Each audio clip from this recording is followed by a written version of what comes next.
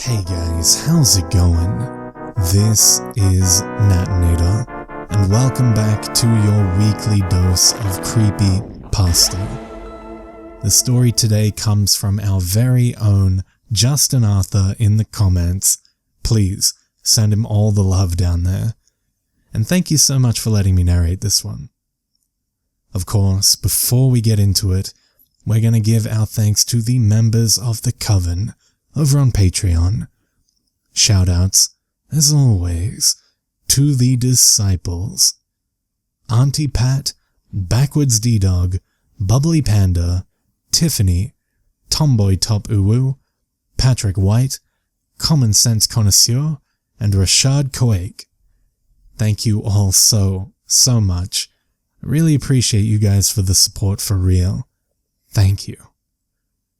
Now, as always, turn out the lights, get comfortable, and let the story begin.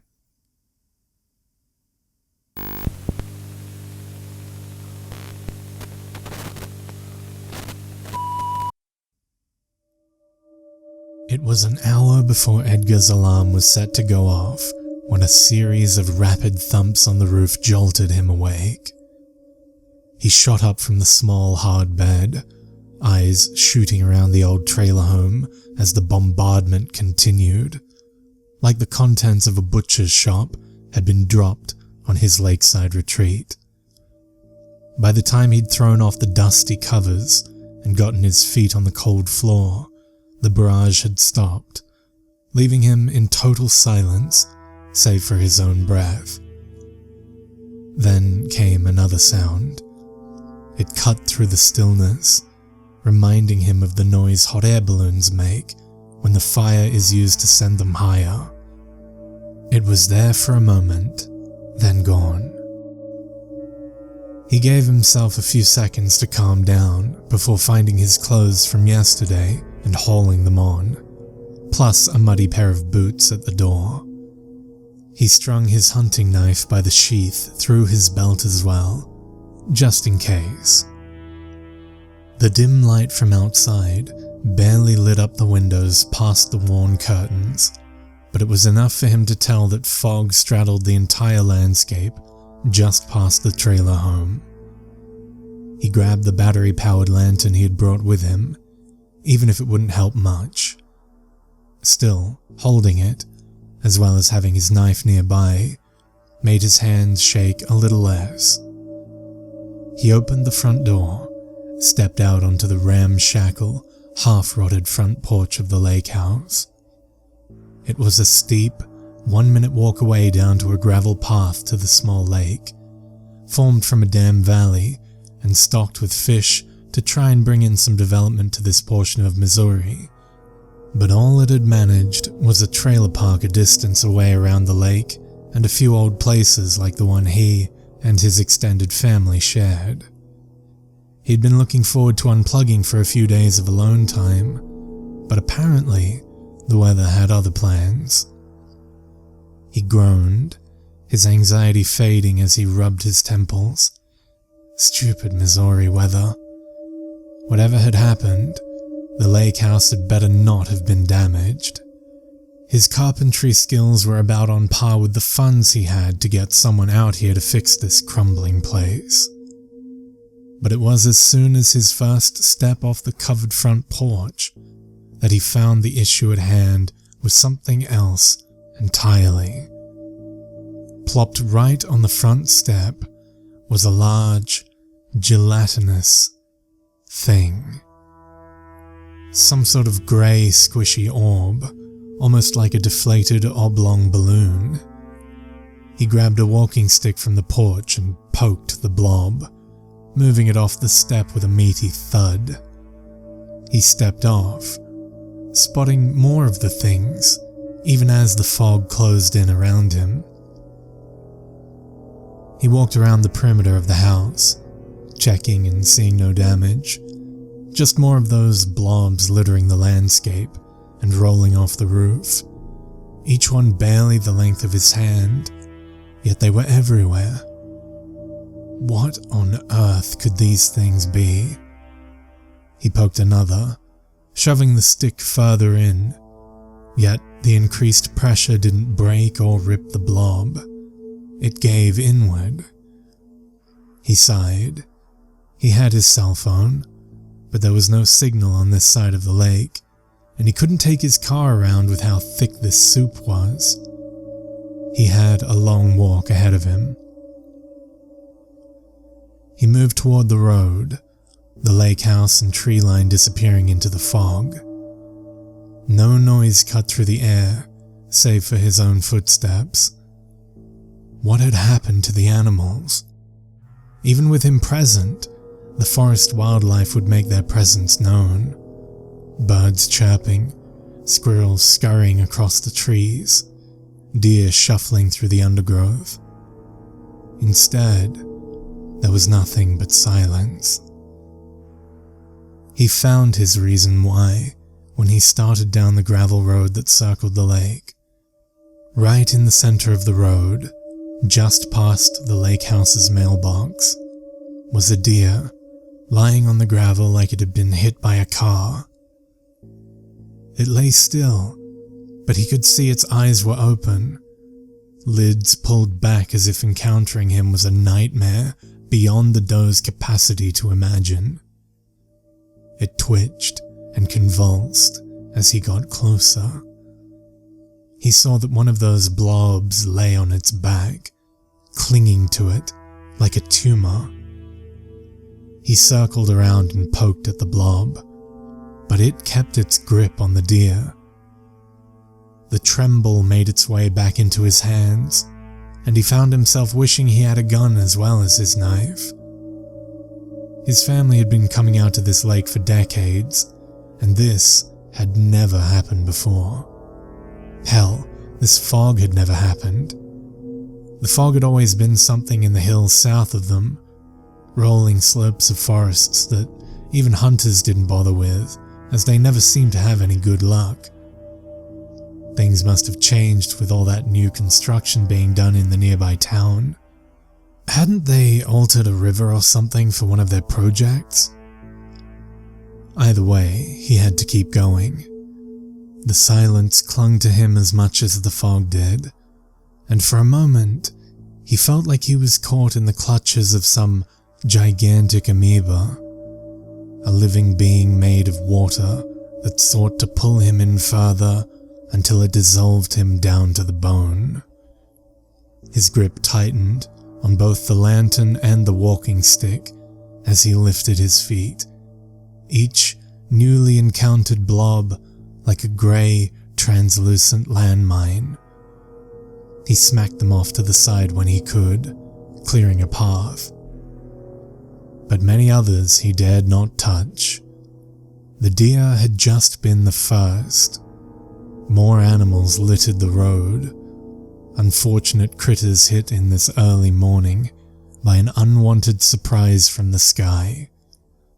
Turkeys, a fox, squirrels everywhere, more deer, even the coyote he'd been hearing all last night, all of them maimed and laid flat by these things. He continued his route around the lake, part of him wondering just how many had made their way down to the water, floating across it in clumps. The smell of ozone clung to everything. He wrapped a strip of cloth around his face to try and help him breathe, and by then, it was just a few minutes before he saw another house. An A-frame cabin, a blue tarp just visible flapping on the roof, and an assortment of broken-down cars littering the front yard. The blobs covered everything, seeming a bit more inflated than the ones he had encountered earlier. They were almost taking on a football shape, a tapered point on one end and the other side flat, and the sharp ozone scent seemed to be emanating from them. Unlike earlier, not a single animal lay in the forest or grass around him.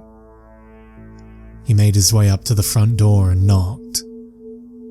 "Hey!" he called out, almost shocked by how loud his voice was in the dead air. "Name's Edgar. I'm staying at the house down the road. You got a phone?"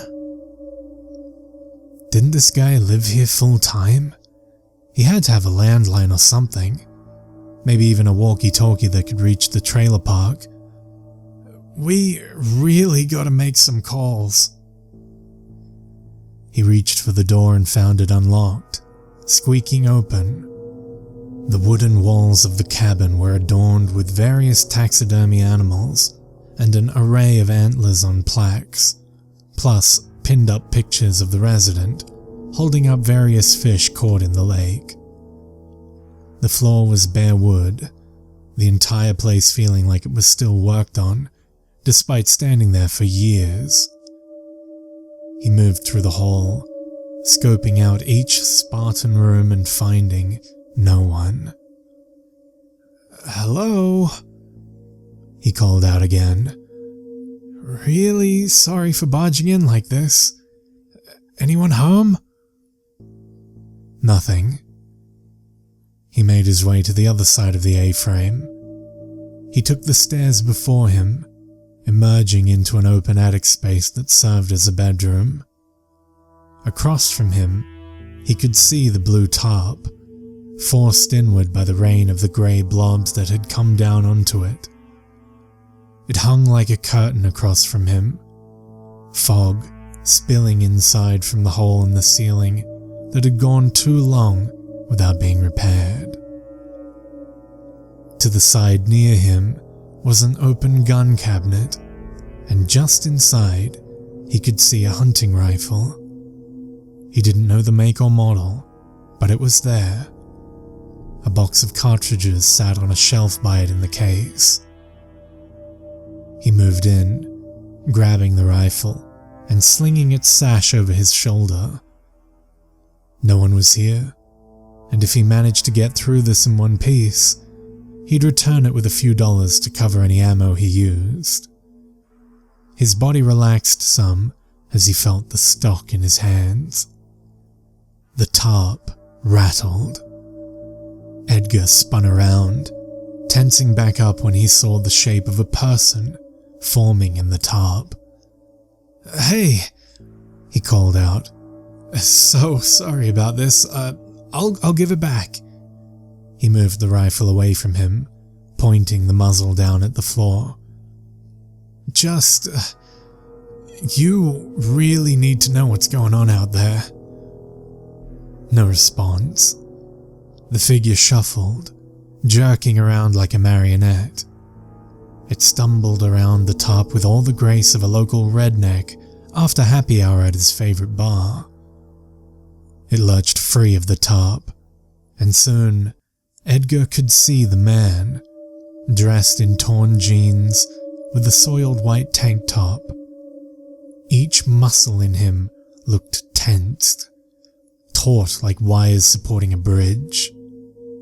His eyes and mouth pulled back from his face in a frozen look of surprise, and adorning him like a colossal leech was one of those grey blobs latched around the side of his neck.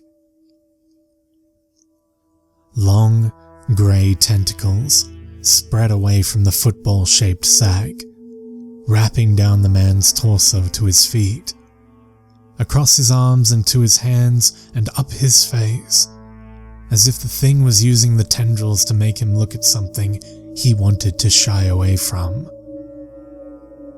What the actual...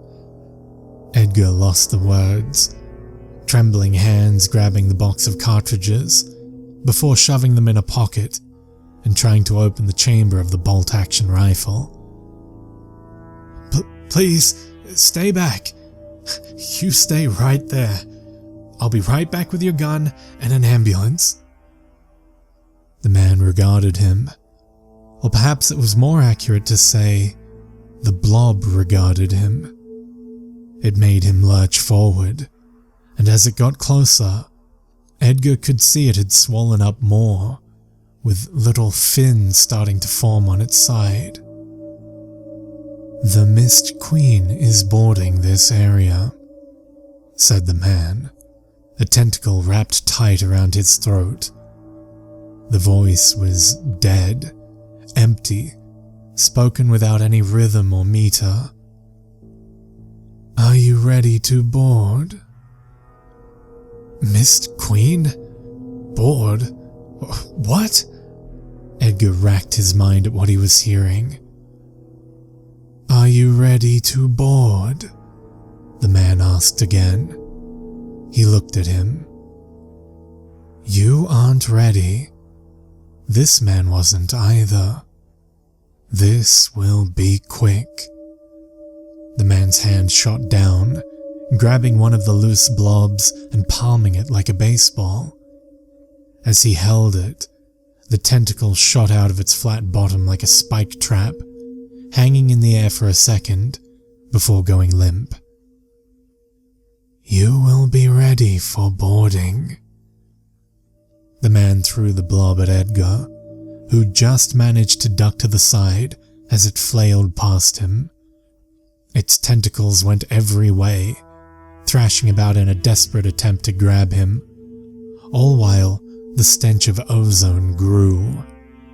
The blob hit the wall with a thud, but instead of falling, it floated down, tentacles drooping to the floor. Edgar darted down the stairs as fast as he could, and soon he could hear the puppet of a man charging after him. He hit the ground floor and made for the outside as the man threw himself down the stairs, the controlling parasite not heeding the damage it was doing to its host. As jerking as its motions were, it moved so quickly. Edgar slung the rifle again, freeing his hand to properly grab his walking stick.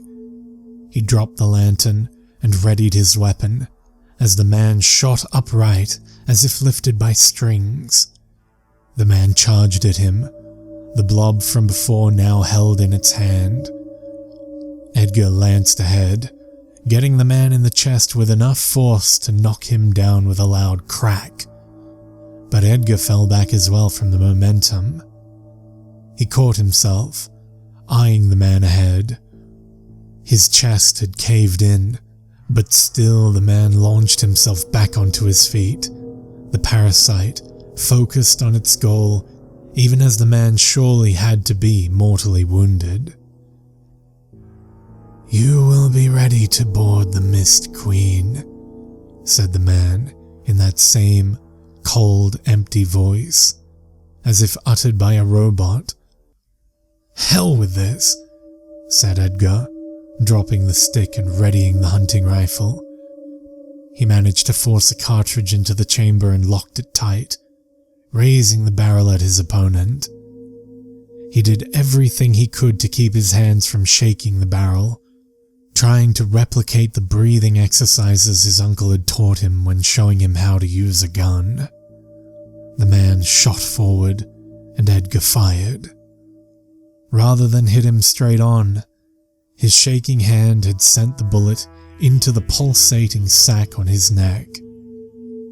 The sac exploded in a fiery ball, setting part of the A-frame alight and sending the man's head flying as his decapitated body fell to the floor, the tentacles covering him falling off.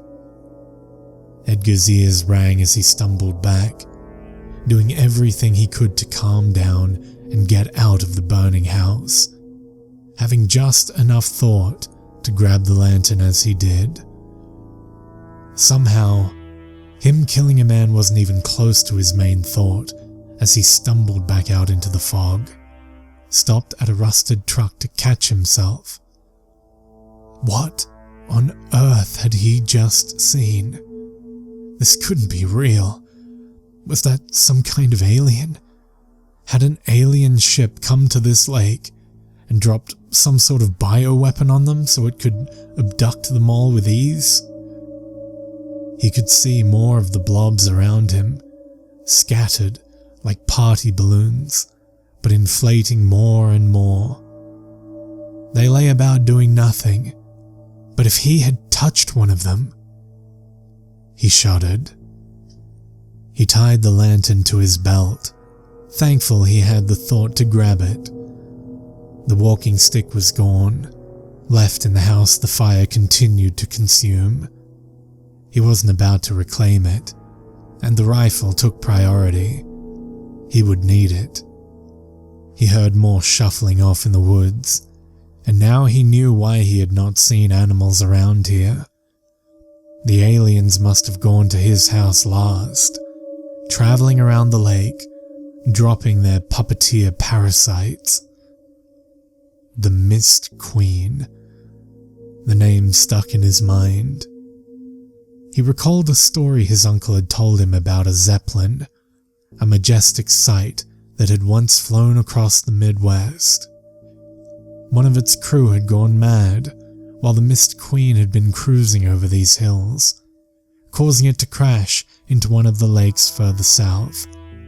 And since then, the ghost of this Zeppelin haunted the forest, carried by the fog as it could no longer float on the air past it. Were these parasites the twisted form of its crew, seeking more passengers to carry to the afterlife? More shuffling, and just off in the fog, he could see forms moving in the undergrowth that encroached on the gravel road. He saw a buck, tentacles twisting their way up its antlers. He loaded another cartridge, trying to spot where the parasite was on the animal.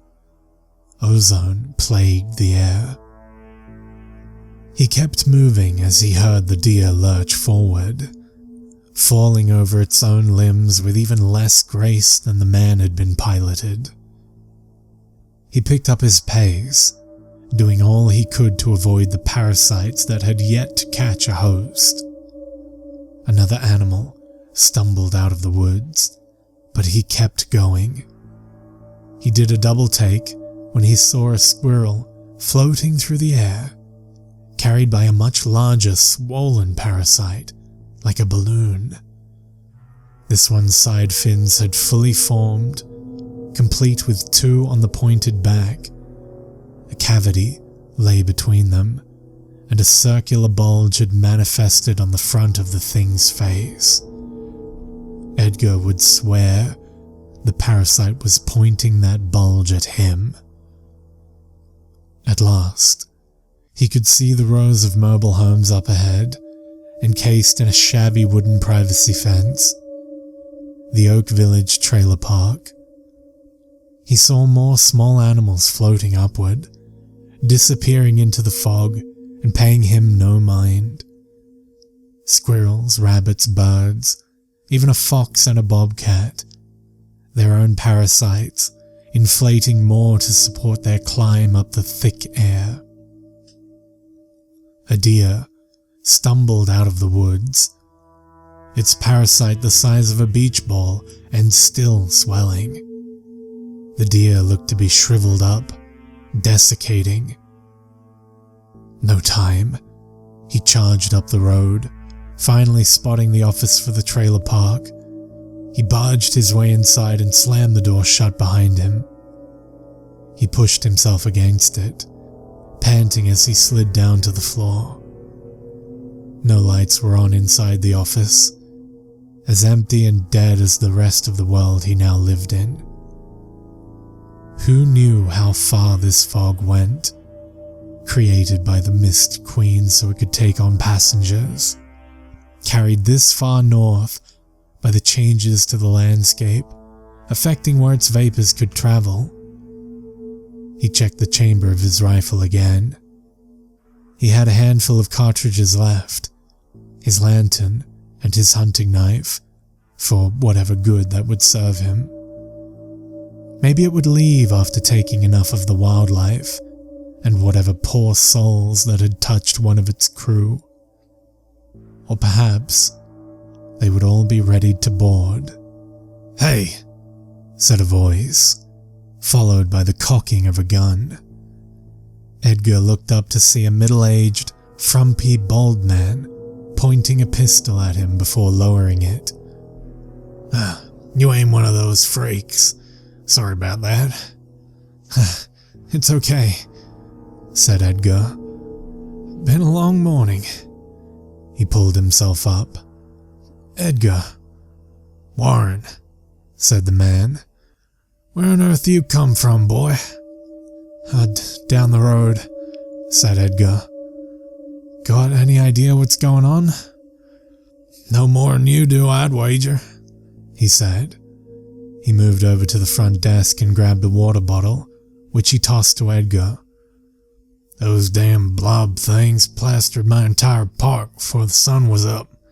Tried to clear 'em off before them dimwits renting my lot started messing with 'em, till I realized something was off. Sure you've seen what these things do. Edgar nodded.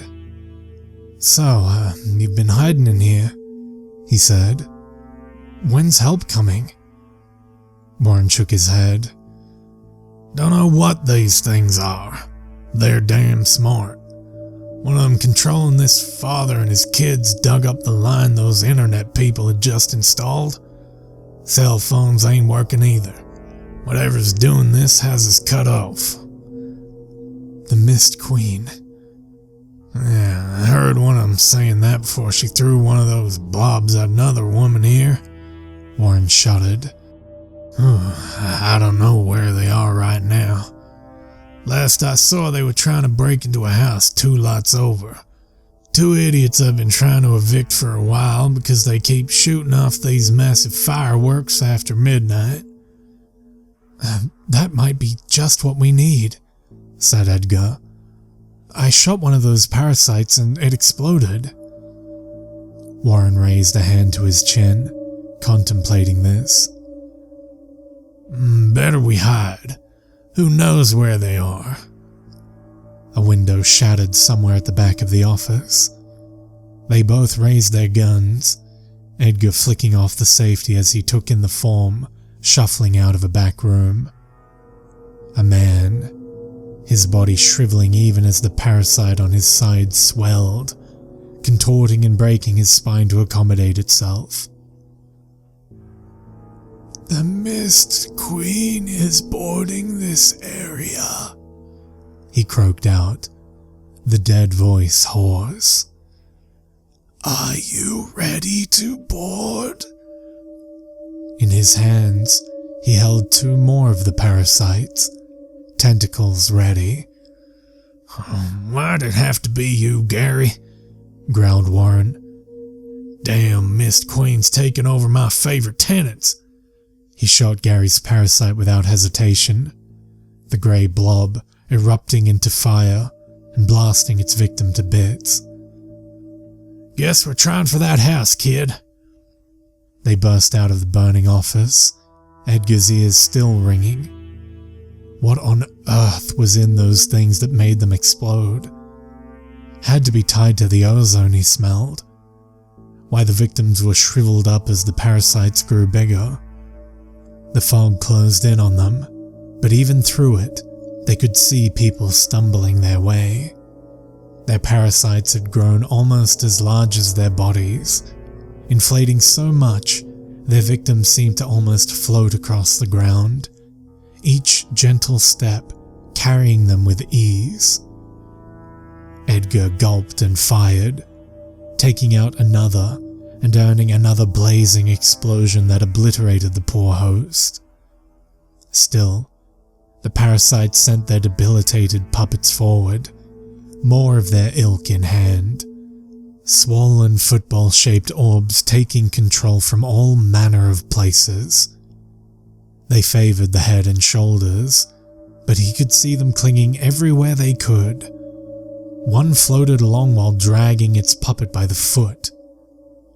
Many threw parasites at them, but they managed to dodge, Warren doing so by a hair. The flames made the others shy away, and soon a path was cleared for them to charge down the park's road toward the lot Warren had pointed out. Another mobile home, nearly indistinguishable from the rest, the door broken in, and the previous tenants out on the front lawn, floating upward and making their way into the fog. Others still remained, blocking their way. Edgar and Warren held back from destroying these ones. If they did, they risked catching the home afire and lighting all the fireworks. More came in behind them, but these ones didn't try to attack or throw their parasites like the others. They stared at the two of them, a line of desiccated men, women, and children, at the complete mercy of their puppeteers, eyes almost begging them for help, even as the tentacles pulled the lids back and worked their mouths and throats. "The Mist Queen is boarding this area," they called out in unison. "Are you ready to board?" "The actual crap is this Mist Queen?" barked Warren, raising his gun.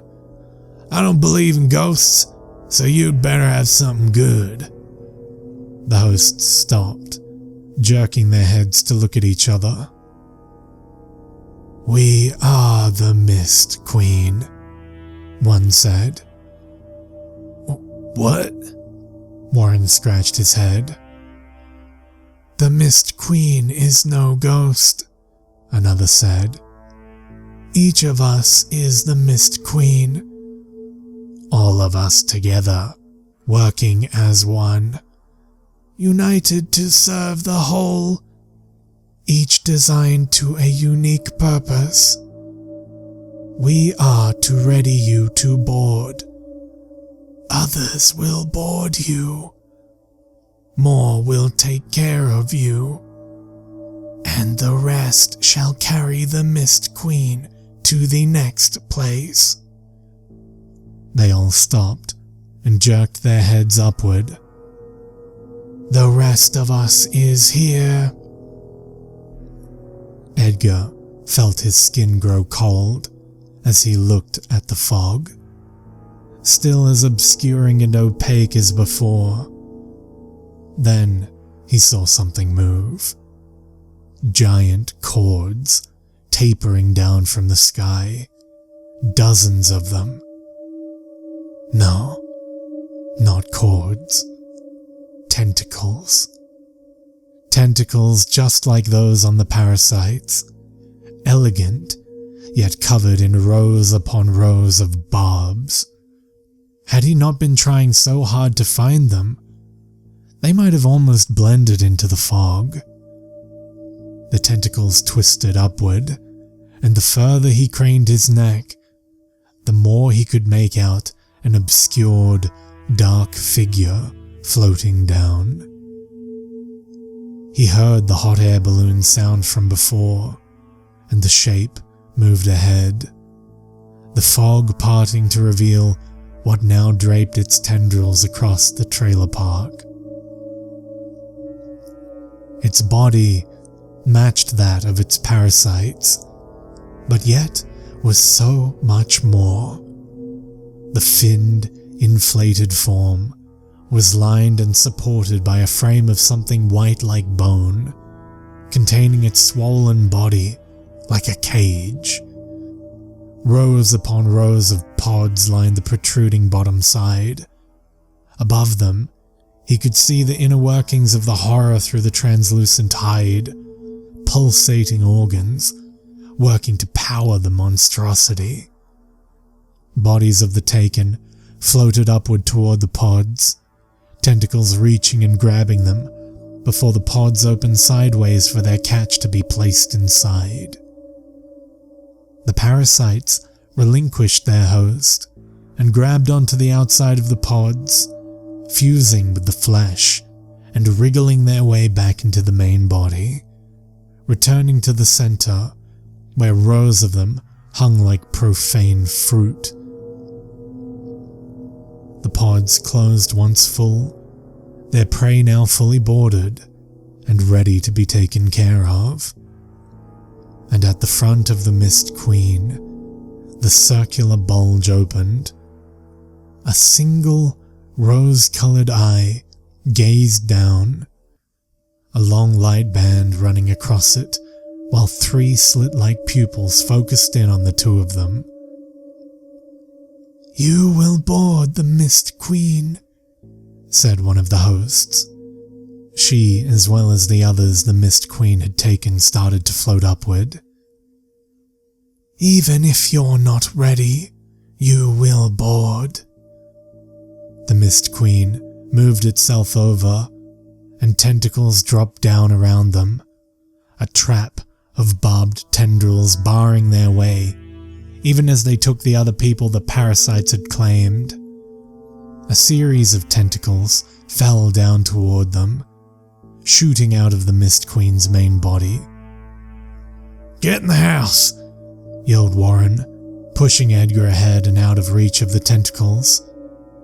"Find something then—" Warren's words devolved into shrieks of agony as several tentacles wrapped around him, digging their barbs into his arms, legs, torso. Soon, they were dragging him up into the air to board alongside all the other people that had called this park home.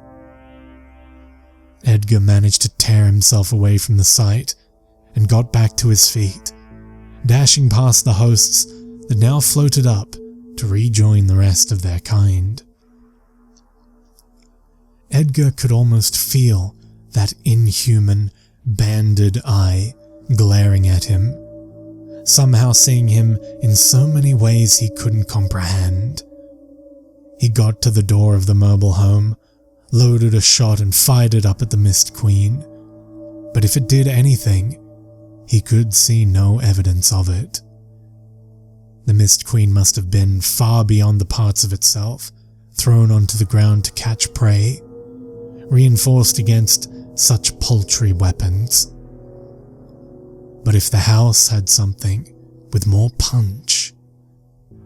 Edgar threw himself into the home, loading another cartridge into the rifle, even as his eyes shot around, looking for anything that could save him. He heard the firing sound again, and it finally clicked that this was the Mist Queen using whatever it had in its form to propel itself through the air.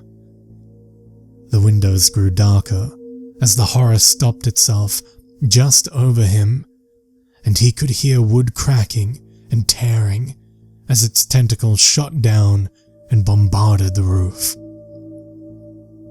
More tendrils blocked off the windows and open doorway, leaving him trapped and soon to be as exposed as a rabbit whose home had been dug out by a starving wolf. Finally, he caught sight of a colossal tube of the sort a young him had only imagined having the money to purchase. He moved over to it, scrambling around and eventually finding a lighter. He grabbed both and moved to the center of the home, looking around for some sort of wick he could use to light it from a distance before. The roof caved in, and he could barely put up his hands in time to protect his head as the wood and debris rained on him. Then down came a tendril, and his waist erupted into seething pain as the Mist Queen grabbed him in its clutches. It felt like a burning ring of fire had closed tight around his midsection, his skin bursting into welts as the barbs dug in, his legs numbing within seconds. The Mist Queen started to retract him out of the mobile home, and it wouldn't be long before it brought him up to one of those pods to board him. The gun was gone, fallen off his shoulders from this rough climb into the air. The fireworks lay below him. Even as Edgar shrieked in pain, his hand moved on its own, scrambling for the sheath at his side and popping it open. He kept his hand clear of the tentacle around his waist, just managing to pull the knife free without touching the barbs and bringing it up. He sawed at the tentacle, cutting it off and sending him back to the ground. He hit the debris-covered floor of the home. A whole new host of pain joining the tentacle that had loosened itself from his waist. He cried out again, his knife lost to the side. The Mist Queen still lay overhead, only a matter of time before it sent down another tendril to board him. There it was, just within reach, the tube of fireworks, spared from destruction by the falling debris. He still had the lighter. He could see the wick sticking out as if beckoning to him. "You will still board," called out a parasite's host as it floated by. Even as Edgar fought for his life, all parts of the Mist Queen still acted like he was just a small part of any normal day. He cried out in excruciation as he flicked the lighter on and set the wick ablaze. He pushed himself and rolled away, his body finally giving out from the countless wounds covering him, leaving him on his back. The fireworks went off a distance away, countless shots flying up into the sky and blanketing the Mist Queen in their multicolored glory. Blast after blast hit its underside, searing tentacles, blasting pods, and charring the hanging parasites. He could almost see the banded eye widening as the firing sound emitted again, trying to carry the floating horror away from the constant bombardment.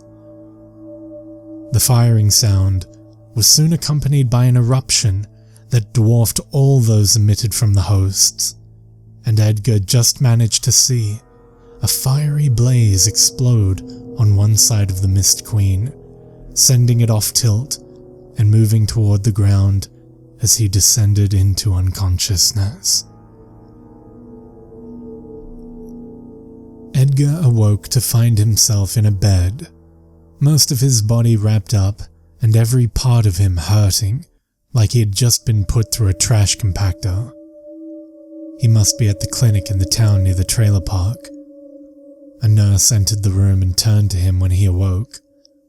"Ah, good to see you're awake," said the nurse. "You have a lot of questions right now, don't you? Just know you're safe for now, though I have someone who wants to talk to you." "Okay," said Edgar. He couldn't do anything else. He was trapped, but at least he still lived. The nurse nodded and left, soon replaced by a man in a suit. Edgar had only ever seen men like him in movies. "Hello, young man," he said. "You're quite lucky to be alive. After all, it's not every day a gas main explodes and takes out an entire trailer park, plus some of the surrounding area." "That's not..." Edgar stopped. It clicked. I suppose I am." As if anyone would believe the truth. But surely the man across from him had to make sure Edgar didn't even try. "Well, at least it won't happen again. It's all over with, isn't it?" "We're clearing up all the other remnants in the area," said the man. "We've picked up the mobile home park, the lake and the burned house nearby. That one yours?" "No, the one past it," said Edgar. "At least they're all gone, right?" "There were none dropped at the house past the burned one," said the man. He started, his calm expression giving way for just a second, then reached up to his ear. "I'll take my leave for now. Get the nurse to call someone to get you. You won't be going back to your house for a while." Before Edgar could even say anything else, he darted out the door. Edgar lay in bed, skin growing clammy, even as his exhaustion caught up with him again. He faded back into sleep, but not before he glanced out the window, and in the early misty morning, almost thought he could see a small, floating, translucent shape moving through the vapor.